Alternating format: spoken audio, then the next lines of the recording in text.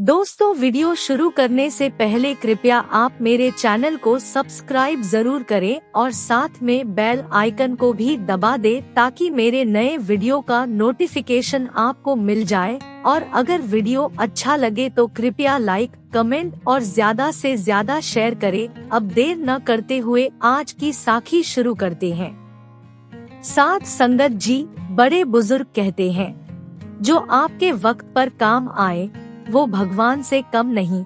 और अगर आप ऐसे इंसान के साथ धोखा करें, बेईमानी करें और उसके बाद भी ये सोचे कि हमें ये सब करते कोई नहीं देख रहा और हम इस कर्म से आसानी से बच जाएंगे, तो ये हमारी सबसे बड़ी गलतफहमी है। दूसरों के लिए खड्डा खोदने से पहले ये सोच ले, हमें भी एक ना एक दिन उस खड्डे में गिरना ही पड़ेगा। अगर आज हम कोई गुनाह कर रहे हैं तो उसका हिसाब हमें ब्याज समेत वापस करना ही पड़ेगा। आज मैं आपको इसके बारे में एक सत्य घटना सुनाती हूँ। एक बार की बात है, एक बहुत ही गरीब आदमी था। वो शादीशुदा था लेकिन उसकी कोई संतान नहीं थी। वो अपनी गरीबी की वजह से बहुत परेशान रहता था। एक बार उसका एक पुराना दोस्त उसको मिल गया जो काफी पैसे वाला था। उसको उसकी गरीबी पर तरस आ गया।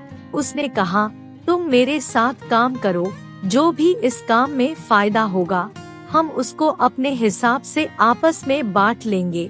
अब गरीब दोस्त को क्या चाहिए था, उसने काम करने के लिए हाँ कर दी और उसके साथ काम करने लगा। एक बार अमीर दोस्त ने कहा, हमें मुंबई जाना पड़ेगा, वहाँ मुझे किसी से पैसे लेने हैं, तुम भी मेरे साथ चलो। वो दोनों दोस्त मुंबई चले गए।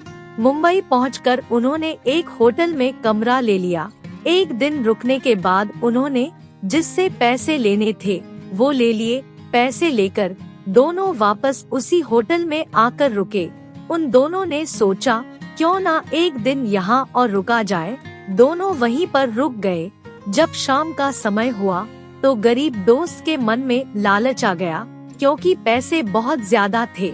उसने सोचा, क्यों ना इसको मार कर सारे पैसे मैं रख लूं। ये सोचकर वो बाजार गया और बाजार से जहर ले आया और रात को दूध में मिलाकर उसने अमीर दोस्त को पिला दिया।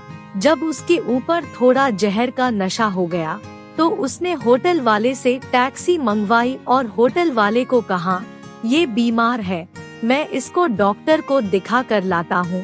उसने होटल वाले के साथ मिलकर उसको टैक्सी में बिठाया और समंदर के किनारे ले जाकर टैक्सी को वापस रवाना कर दिया और उस अमीर दोस्त को समंदर में फेंक दिया।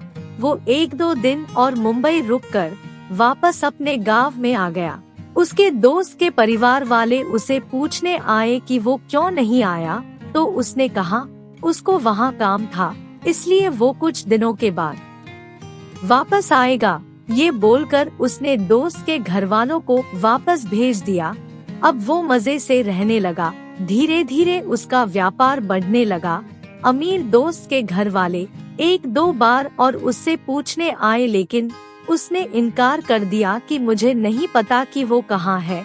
अब उसको पूछने वाला कोई नहीं था। अब वो गांव का नामी आदमी बन गया था।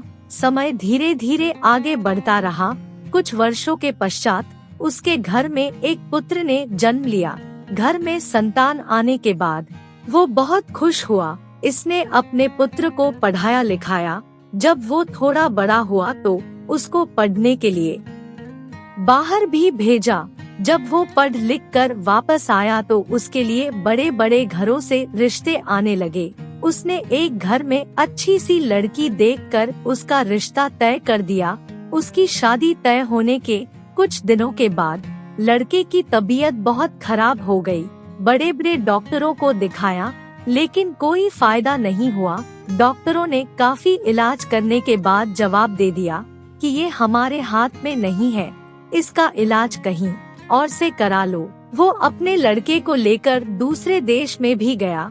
वहाँ ले जाकर उसने लड़के को 1 साल रखा। बहुत सारे डॉक्टरों को दिखाया लेकिन वहाँ भी कोई फायदा नहीं हुआ। उन्होंने भी उसका इलाज करने से इनकार कर दिया और कहा, इसको वापस अपने देश ले जाओ। ये केस हमारे हाथ से निकल चुका है। हमारे हिसाब से ये 1-2 दिन का मेहमान है। अब वो बच्चे को लेकर वापस अपने देश आ गया। जब बच्चे को लेकर घर आया तो बैठकर रोने लगा। उसको रोता हुआ देखकर वो लड़का जोर जोर से हंसने लगा। बच्चे को हंसता देकर वो समझ गया बीमारी इसके दिमाग पर चढ़ गई है, इसलिए ये पागल हो गया है। फिर भी उसने अपने लड़के से पूछा, तुम हंस क्यों रहे हो? उसने अपने पिताजी से कहा, आप जरा मुझे ध्यान से देखो कि मैं कौन हूँ। उसने जवाब दिया, देखना क्या है, तुम मेरे पुत्र हो। लड़के ने कहा, नहीं, एक बार तुम मुझे दोबारा ध्यान से देखो, मेरे अंदर तुम्हें क्या नजर आता है? उसने कहा, मुझे कुछ नजर नहीं आता, मुझे तो ये पता है मैं तुम्हारा बाप हूँ और तुम मेरे बेटे हो और तुम्हारी हालत खराब है। डॉक्टरों ने तुम्हारा इलाज करने से इनकार कर दिया। उनका कहना है अब तुम बच नहीं सकते। लड़का ये सुनकर जोर जोर से दोबारा हंसने लगा और बोला, तुमने मुझे पहचाना नहीं, मैं वही तुम्हारा हिस्सेदार हूँ जिसको तुमने पैसे के लालच में आकर जहर देकर मार दिया था और उसके बाद समंदर में फेंक दिया था। ये सुनकर वो भौचक्का रह गया और उसकी आंखें फटी की फटी रह गई। लड़के ने कहा, मेरा जो हिस्सा था वो मैंने तुमसे पाई पाई वसूल कर लिया है, बाकी जो थोड़े बहुत पैसे मेरे बचे हैं वो तुम मेरे क्रिया कर्म पर खर्च कर देना। और ये बोलकर वो लड़का मर गया। लड़के को मरता हुआ देखकर वो जोर जोर से रोने लगा।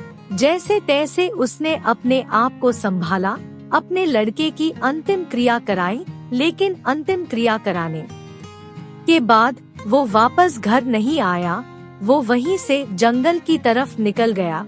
साथ संगत जी, बुरे कर्मों का फल एक दिन भोगना ही पड़ता है। बुरे कर्म करने के बाद कुछ समय तक तो सुख मिलता है, लेकिन उसके बाद जब कर्म अपना हिसाब लेने आता है तो सब कुछ अपने साथ ले जाता है।